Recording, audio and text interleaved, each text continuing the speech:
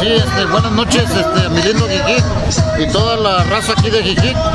Tenemos una invitación que hacerles a toda la comunidad, pero no sin antes presentarles aquí a nuestro amigo Jesús Hernández Dávila, quien es el director de Comude del Ayuntamiento de Chapala.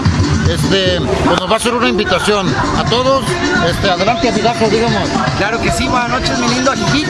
Vamos a invitar a toda la comunidad del pueblo de Jijic, comunidades aledañas, a que participen el próximo domingo al evento de Zumba, que estará de forma gratuita por parte del delegado Héctor España y por parte de Comude Chapala, con la instructora certificada Arcelia Llamas Amezcua de Chapala.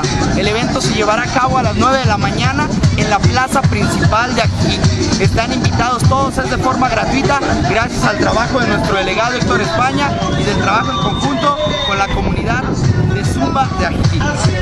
Entonces, mira, queremos contribuir y engrandecer lo que es el deporte, en este caso por la Zumba.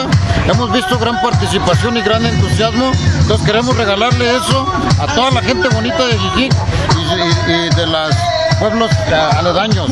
Entonces los esperamos. Ahí está la invitación para los hijos ausentes. Se está trabajando en su pueblo, muchachos. ¡Ánimo! Ahí estamos. ¿Sale? El deporte es primero. Te esperamos, Chuy.